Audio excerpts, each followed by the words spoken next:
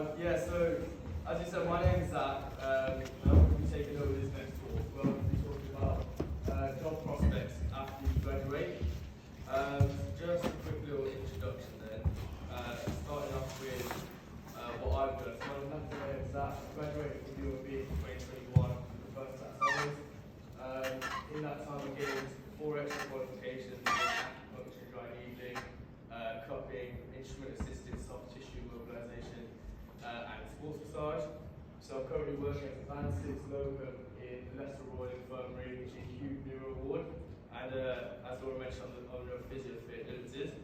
So what I'm going to be talking about today is kind of my career path after graduating and making it more relatable to you students essentially. So looking over how I did it, graduated back in July, worked in the NHS for about 2 years within UHB Trust and Russell Hospital before becoming a band 6 locum in August of 23. Where I worked at Birmingham Children's Hospital and now in the Leicester Royal Infirmary. Looking at kind of my company, so I started that back in 22. That's when I fully registered it. In that time, like I said, got 4 extra qualifications. Got an Instagram with over like 500 followers and 5,000 views on videos. I had a sponsored pro MMA fighter under me, multiple collabs with people like Daniel Lawrence, Rock Tapes and Breeze Academy, things like that. And now I'm starting to do a few guest talks in different unis. So looking at how this is going to be relevant to you then, so starting off with my overview, I'm then going to speak about the different milestones of my career and then explain how you lot can achieve that through like a step-by-step process, starting off with what kind of happens after you graduate from uni. So once you graduate, there's several registrations that you're going to need to sign up to. The most important one being the HCPC. So that's your governing body. Essentially, you can't practice as a physiotherapy without it. And then signing up for it is pretty easy. You just do it online. It takes about 10 working days for the applications to be processed. But obviously there may be some delays during your graduation period. It costs about £81 just to sign up for the application. And then it's about £116 for every 2 years. For you guys, once the first 2 years are up, you then need to pay £116 every year from there on out. Another thing to sign up for will be for the CSP. So this isn't mandatory, but it is advisable. You have a question? We'll save it to the end. So this is more advisable, meaning you can practice without your CSP registration, but they'll cover you for any medical liability. So they basically act as your union and as your insurance company. So if you have any issues, you can then go to them about it, and they can sort it out for you. And again, this is very simple, just an online sign up. It takes about 5 to 10 working days for the applications to be processed, and it costs about £36 a month. And the next one, which you can sign up for, which is just a bit of an extra one, is your DBS update service. So every trust that you sign up for, you will need to have a new DBS per job. So if you're like me and you're a locum, every locum job that you do, you have to have a DBS for it. So this will just save you time reapplying for another one because it will just be the same one every year. And it costs about £13. Once you get all your registrations done, you're talking about where you want to apply. So you don't actually need a HCPC to apply for a job. So you can apply as a student, but you can't work as a physio until you get it. So there's certain places that people want to look at. First one being location. The ones that are close to home, job-wise, are going to be a lot easier to get to. Less travel time, more cost-effective because the commute is going to be easier. Another thing to think about when applying for jobs is going to be your accessibility. So what's the parking like? If you don't drive there, are there any public transport routes? But also looking at the job itself, are you going to be working in a central base like a hospital, or are you going to be in a community outpatient setting where you're going to be travelling across sites? So that's something you need to think about. Another one that people like to talk about is pay. So for you guys, the NHS pay is pretty much set at £27,055 per year. It depends on where you go. So if you work in London, starting pay is around 30k, but this is all pre-tax. But obviously, there's higher cost of living there, so it equals out to about the same thing. But one thing that people overlook when applying for jobs is actually the rotation length and specialism. So different trusts have different rotation lengths. So at the time of my appointment, UHB was about 4 months, Russell's Hall was 5, and Birmingham Children's Hospital is 6. So people tend to go for jobs where the rotation lengths are shorter in the hopes that they can get the calls done quicker. But in my experience, it's not actually true. You tend to have a lot more non-call rotations in the shorter rotation periods. So I know, for example, when I was working in Russell's Hall, you tend to start off with a non-call, but then your second rotation will always be ITU, just so that your on-call trainer is which you train straight away. That then links up to specialism, so different trusts also have different on-call procedures. So with UHB, as in Good Hope, Solihull and Heartlands, you're tending to do a lot more NIV setup, so application, ABG readings, things like that. But in UHB for QE, from what I've heard, you don't actually do that until you're about 6. And I think there's multiple people on call at one time, so you have a bit more help. At Russell's Hall, they don't do NIVs at the time of my appointment anyway. It was a medical kind of application, so only the doctors could do it. So it tended to be a lot more ITU heavy, closed circuit suctioning, things like that. And then Birmingham Children's Hospital, they don't really do NIVs at all. It's mostly cough assist and bird, but that's been decommissioned, so you guys won't learn about it. But if you were to work there, you'd have to retrain into it. So let's say now you know where you want to apply, and you decided where you want to go, but it's actually how to apply. And that's very simple for about 5 jobs. It's literally just through NHS jobs. So you go online and you search up the criteria that you meet. So in here I put band 5 in Birmingham. And then once you find your job, you click on it and you just apply online. And then you just go through all the paperwork, attaching the CVs and things like that. So once you get through the application process, the next bit then would be the interviews. This is probably going to be like one of the most important slides on this presentation. So the interview split up into 2 sections. The first bit being your personal section, which is your icebreaker. So this is where the trust gets to know you. So a lot of this is going to be introduction based, CV based, why you want to work in the trust and what you offer to it. The main thing for this to remember is your trust values. So let's say, for example, your trust value is like live, love, laugh, whatever. When they're asking you questions here about why you want to work at the trust, relate it all back to that. So you can say, oh, back in uni I used to play for the hockey team, I used to laugh a lot. Then that way it shows your suitability to the trust. The next bit is the one that everyone gets freaked out on, and that's your clinical knowledge bit. So this bit is then the bulk of the interview. This is where they get to know what you can offer. So this will be split into several other sections. The first one being the competencies. That's your typical band 5 stuff. So, for example, a patient comes into MSK clinic with a red bulging in, it's got pus coming out of it. Do you see them? The obvious answer is no, because it's infected, so you put them on. So it's very basic red flag sort of questions. The next section will be your caseload management. So they give you a whole bunch of different patients and say, can you caseload manage it? Why would you do it in such a way? Things like that, priority listings. Trust values come under this bit again, but slightly differently to the first bit. So this bit, they'll ask you for specific examples. So obviously go back to live, love, laugh and say, can you explain a time in your career where you showed yourself living? And that's when you talk about yourself again and again, show your suitability. And then conflict resolution, so that's your typical, you may see an aggressive drug patient, what do you do? Or your senior's been bullying a junior, what do you do? Things like that. But the one thing that is really important about this section is you need to know that the questions reflect the level of seniority that you're applying for. So for you guys applying for a 5, they only expect you to go into the level of detail that you learn in university and on placement. So they'll never ask you questions like, I know you have an NIV patient and the ABG came back terrible, what do you do? They won't ask you any of that, it'll just be red flag, you need to know the basics. But for the whole point of the interview is to get to know you, right? So the most important thing out of all of them is to know the buzzwords. So NHS interviews are like a mark scheme, so the higher the marks, you're going to get the job. The way you get higher marks is with buzzwords, that's stuff like MDT, INTIL, interdisciplinary learning, working in scope of practice, autonomous practitioner, stuff like that. The more words you can drop in, the better you're going to be. And you can literally just Google them, it'll come up with all of them. So that's going to be your overview for the interviews. So let's say now you've done the interview and you got the job. So the next section that we're going to be looking at is what happens once you start working as a band 5. So one thing that people tend to miss when they're talking about working is that between the time of your HCPC coming in and you actually starting as a 5, there'll be a bit of an overlay period. So in that period, you can actually work as a therapy assistant within the trust that you're working in. You just need to ask them, like, would you mind if I work there? So the reason why I say you can work as a band 3 or band 4 is very dependent on the trust you're in. So if you're working within Russell's Hall, they tend to give you a band 4 role because you're going to go to band 5 after.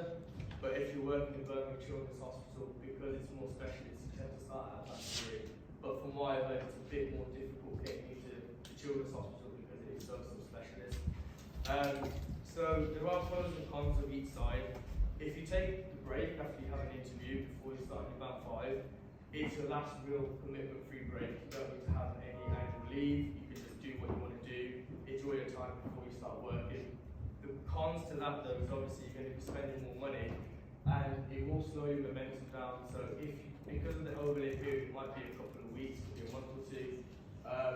You may just find adjusting harder as soon as you start as a 5. If you go down the route of being band 3 or 4, that's the one time you get tax-free money because you'll be doing it on bank. So essentially, you just be working as a contractor, so you just get everything cash in hand. It's good for your clinical development as well because you get to know the ward, so everything becomes more familiar. But the problem is with that, like I said, you won't have this level of freedom again. So the next time you can take a break is if you have annual leave, which you have to apply for. But also it's the risk of burnout. So if you go straight from a band 4 to a band 5, because you know the ward, they'll expect you to start straight away. So you may burn out a lot faster than your other counterpart. If I personally did the band 3 route, but if I was to change it, I'd tell you to go for a break because your career is going to be for the next, God knows how many years. So if this is the last time to be free, you may as well enjoy it as much as you can. Pay slips now. So now you've got the job and you're earning your money. This is one thing that people get quite confused on is the actual pay slips. This is pretty important as well. So in 2023 to 2024, you're looking to have another pay rise. So what your first pay point is essentially your starting pay. So that's looking to go up to about 28k a year.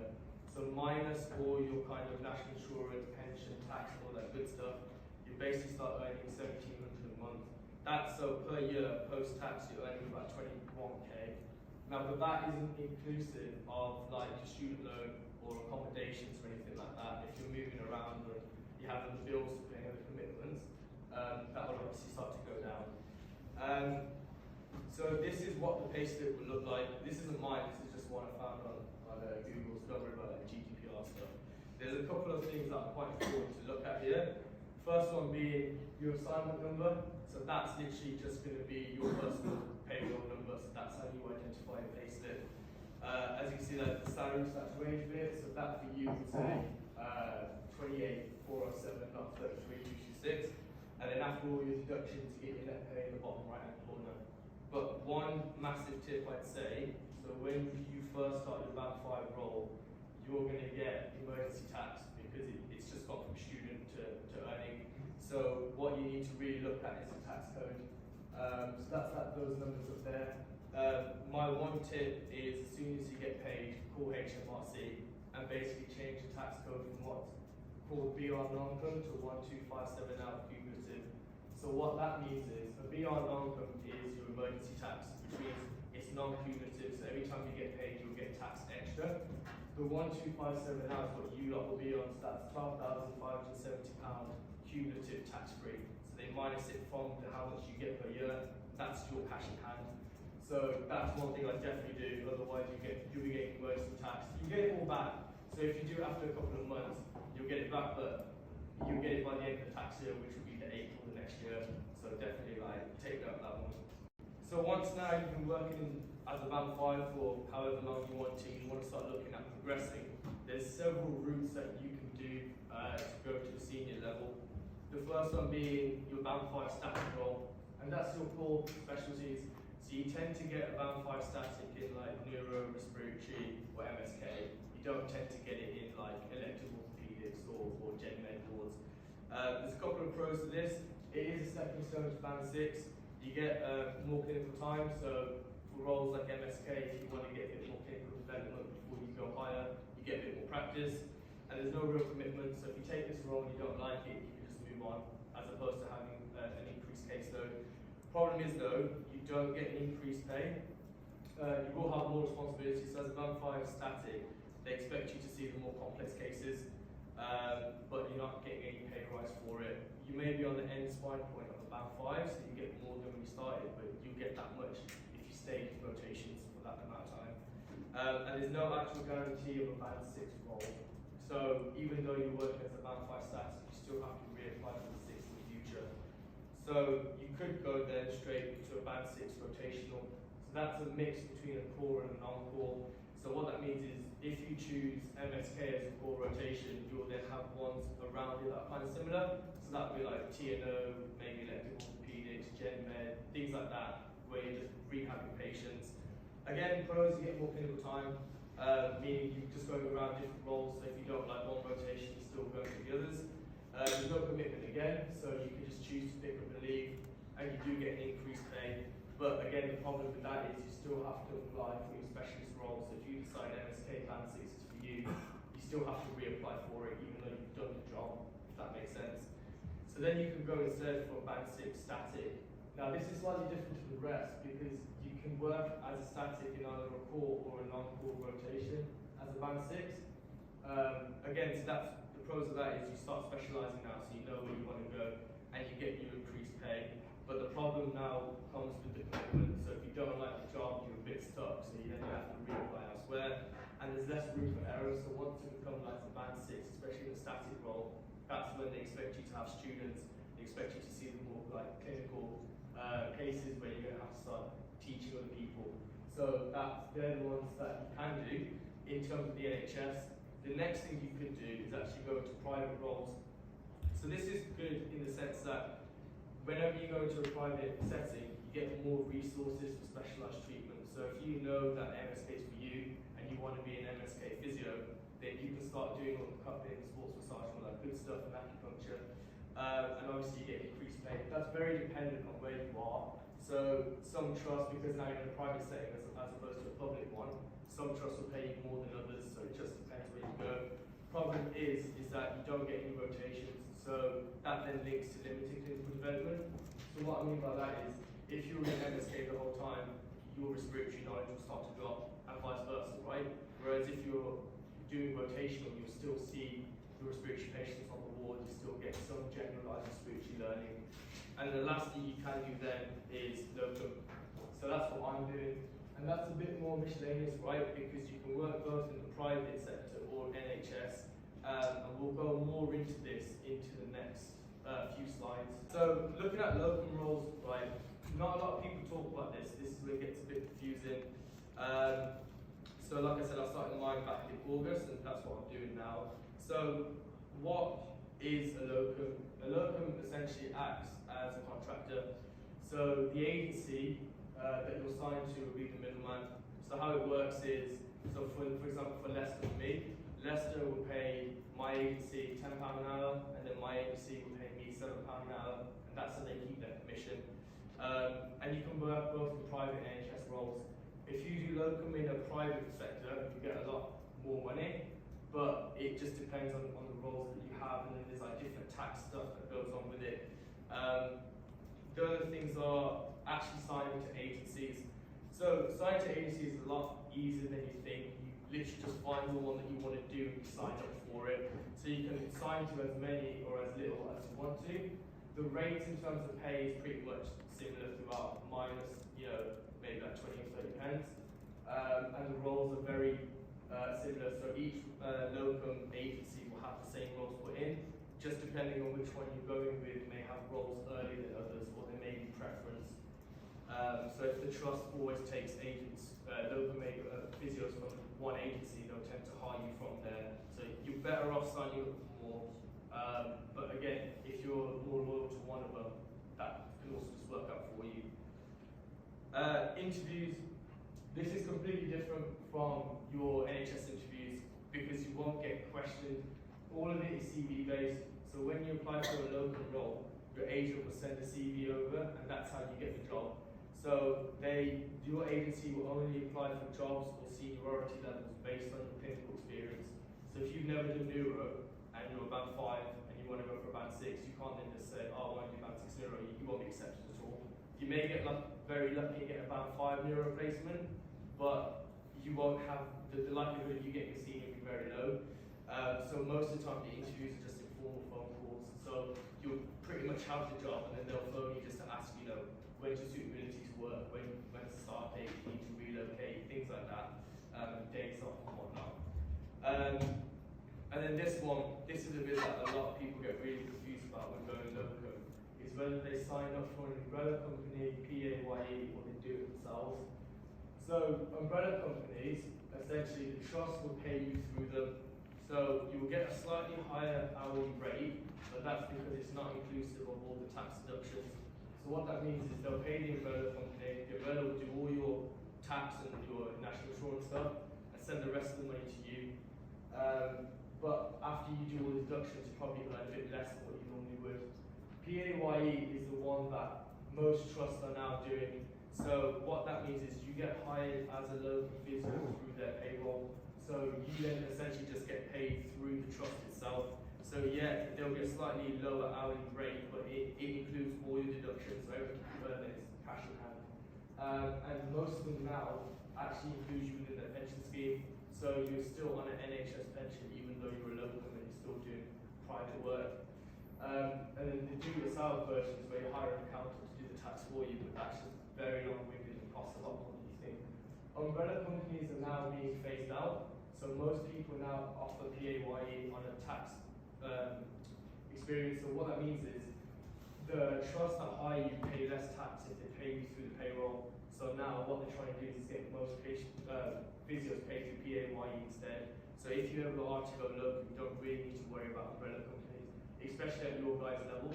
So when you work in the NHS for a few years and go local, by that point, umbrella companies should just be phased out. So looking then, pros and cons of being a locum. Yeah, it should be fine. You get higher pay, naturally, and there's more job variety, so you get to go wherever you want essentially, and there's more networking, so you get to meet a lot more people. You don't need to apply for annual leave, you can just leave whenever you want to, and it's instant job starting. So now I'm working in Leicester, it was literally a matter of 1 week before I started my job, inclusive of moving and getting all the paperwork signed. The problem is though, just as equally as you can say you don't want to work, they can drop you. So that's one thing to consider for the cons, is that there's actually no sick pay and there's no stability. So most local roles will just give you 1 week notice before they cut the contract. It should give you enough time to apply for other roles, but if you're looking at specific cities, it's not going to be long enough at all. This is a bit of a different one, but you get difficulty having mortgages. Reason being, you're acting as a contractor, so you're not earning stable pay, even if you are working. So if you apply for a mortgage, the bank don't actually see that as full-time work, so it is slightly more difficult. But obviously there's ways around it if you have a higher down payment.